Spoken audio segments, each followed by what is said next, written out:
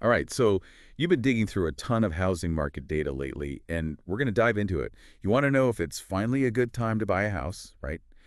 We're going to be focusing on Fannie Mae's September National Housing Survey. It's basically like checking the pulse of how Americans are feeling about buying or selling a home. And get this, their Home Purchase Sentiment Index, or HPSI, just hit a 30-month high. Which is a big deal. Yeah, that's a pretty big deal. So what does this HPSI actually tell us? Well, the HPSI measures how people feel about the housing market, how confident they are.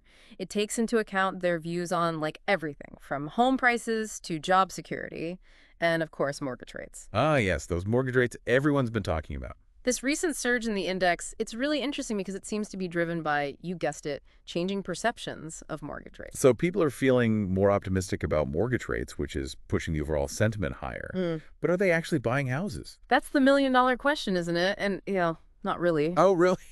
The survey did capture a dip in mortgage rates earlier in September, but rates have actually been climbing back up since then. So even though people were feeling hopeful, that might be fading as rates go up. Just when you think you're in the clear. Exactly. But let's talk about the other thing on everyone's mind. Home prices.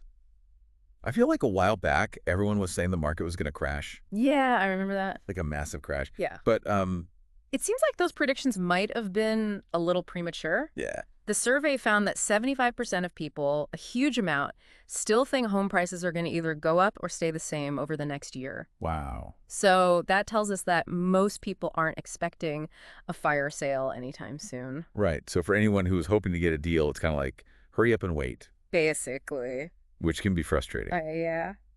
But you know what's interesting to me? There seems to be a glimmer of optimism coming from an unexpected place. Renters. Ooh, Yeah. tell me more. So it looks like more renters are thinking about buying. Now, the percentage of renters who believe now is a good time to buy is still relatively small, Right. but it's growing. Mm-hmm. And even more interesting, a lot of these renters think mortgage rates are going down. Ah. So does this mean renters are about to take over the housing market? Well, maybe, maybe not, but it is a really interesting trend. Yeah. We know from the survey data that being able to afford a home is still the biggest thing holding people back from buying. Makes sense. But what if renters are actually starting to be okay with the prices we're seeing?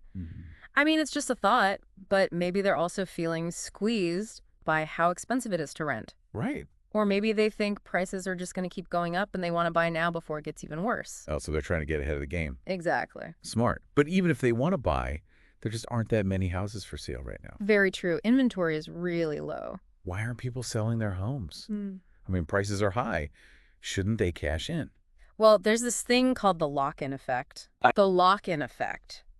Remember a few years ago when mortgage rates were crazy low? Oh, yeah. I wish I'd gotten in on that. Right. Well, a lot of homeowners locked in those super low rates when they bought their homes. That's it. And now they don't want to sell because if they buy a new house, they'll have to get a new mortgage with a much higher interest rate. So they're kind of stuck. Exactly. They're stuck with a great rate, but they can't move. It's a good problem to have in some ways, but it definitely impacts the market. So it's like a stalemate.